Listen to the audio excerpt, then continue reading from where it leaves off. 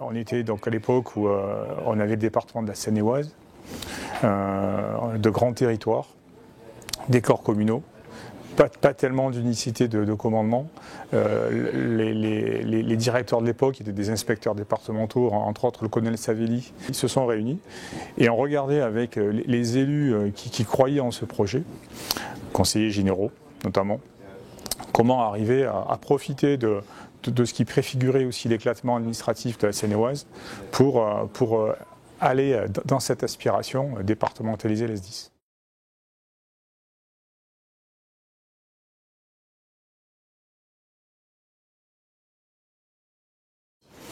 C'est un SDIS qui a une particularité, c'est qu'il a une forte culture du processus et de la maîtrise de la gestion de crise au plan opérationnel.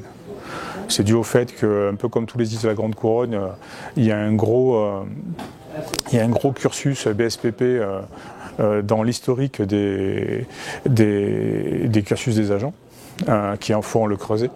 Et puis après, il y a cette culture, un petit peu de l'excellence aussi.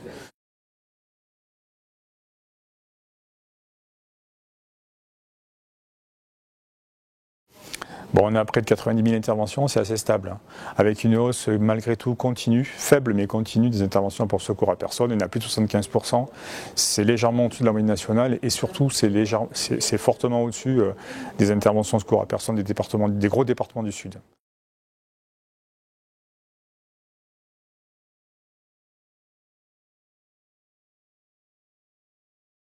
Alors c'est un rôle un peu particulier parce qu'on a une double tutelle.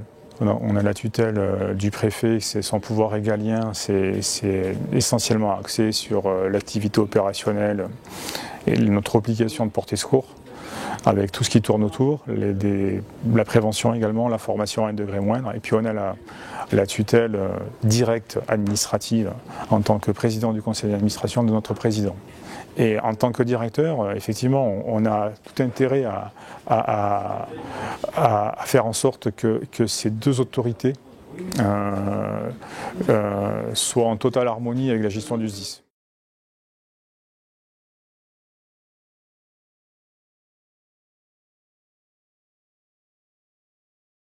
Ça répond à une politique du département en faveur des jeunes.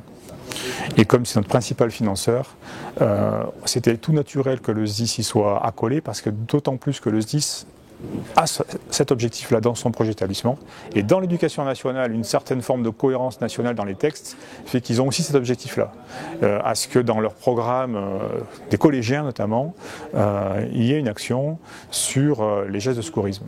Donc c'est un projet ambitieux qui vient s'intercaler avec un budget supplémentaire accordé par le département à ce titre-là, que l'on va mettre en œuvre dès début 2014, sur toutes les classes de 5e, une partie des classes de 5e d'abord à titre expérimental pour amener une mesure progressive et de test, et ensuite l'étendre à toutes les classes de 5e du département sur 1 heure de cours, 1 heure de sensibilisation aux techniques de secours et d'alerte, qui va permettre aux jeunes qui désirent après d'aller plus loin, voire aux fameuses 18 heures de formation aux gestes élémentaires de survie lorsqu'ils seront lycéens par exemple.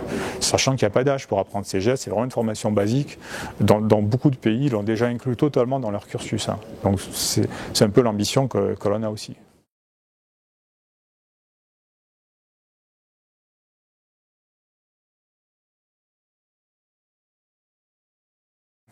Soyez persuadés de la qualité du travail que vous faites. C'est dans les circonstances difficiles que l'on se rend compte de la qualité lorsqu'il faut serrer les coudes. On a toujours des moments forts comme la Journée nationale des sapeurs-pompiers, où on va célébrer les sapeurs-pompiers morts en service. Alors, quand on célèbre les sapeurs-pompiers morts en service, on pense à une maxime, qui est celle des sapeurs-pompiers de Paris, qui est sauver ou périr. Nous, on a une maxime un peu plus généraliste et un peu plus axée sur les valeurs que l'on met en place, que l'on soit sapeur-pompier ou pas, c'est courage et dévouement, quoi. Je crois que là, c'est quand même tout le sens que l'on peut donner à l'action de tous les agents qui participent au fonctionnement du SDIS. Et ça, c'est extrêmement important et c'est à souligner, c'est quand même, je pense, les termes qui résument le mieux notre action.